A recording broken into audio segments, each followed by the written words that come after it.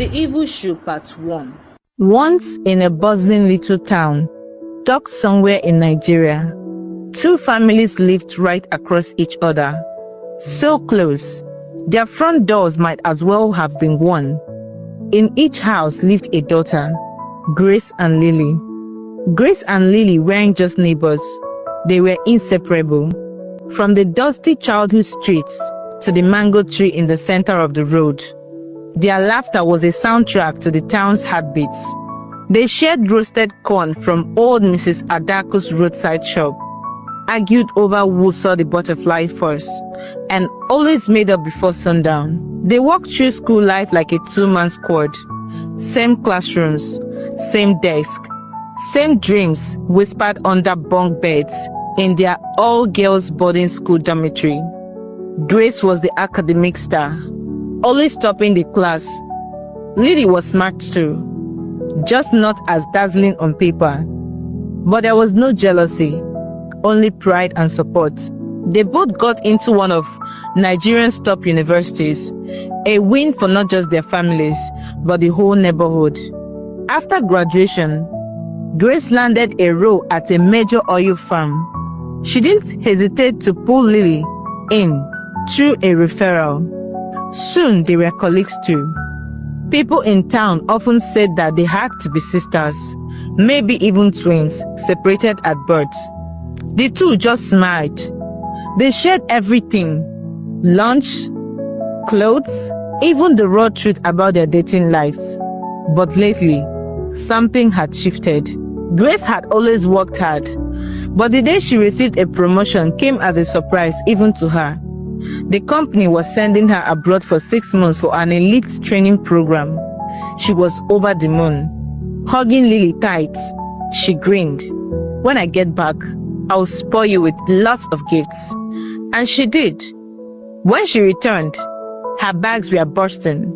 Perfumes, designer clothes, sparkling jewelry. Everyone was proud, especially Lily, who clapped the loudest. But something shifted after that. Suitors started showing up in droves for Grace. Charming, wealthy, well-spoken men, some with cars, others with promises of paradise. Her glow was undeniable. Then came the invite to a high-profile birthday party. Grace had the perfect dress, but no shoes to match. "Can I borrow your gold heels?" she asked Lily. Lily smiled. "Of course, what are sisters for?" At the party, all eyes were on Grace. She looked like royalty, guests whispered. And those shoes, those perfect glittering shoes, stole the show. But the celebration didn't last. Days later, Grace fell violently ill. It started with headaches. Then she began to throw up blood. She was admitted to the hospital. Hospitals ran endless tests. Nothing. Back at work, she became a stranger. Everyone avoided her. Her once friendly boss barely looked at her. Then came the bombshell. She was accused of stealing company's funds. No evidence, no defense, just disgrace. Her suitors vanished, leaving her confused. Something is definitely wrong somewhere, she thought to herself. She could no longer sleep at night. Her strength waned. She woke up one morning with a sharp pain on her leg. Eventually, she could no longer walk. Her legs swelled grotesquely and emitted a stench no doctor could explain. Fired, humiliated, she returned to her childhood home in the village, sitting beneath the big tree every evening, wondering, why me? One day, as the sunset bled across the sky, an old man stopped beside her. "Child," he said, "your suffering comes from someone close, very close to you." Her heart dropped. Someone close to me? But who? He prayed over her, gave her herbs, and told her to wait 7 days. Strange, but true. On the 7th day, her strength returned. The swelling vanished. Her legs healed. But something else happened too. Lily, vibrant, beautiful Lily, fell gravely ill. Her legs shriveled. She couldn't walk.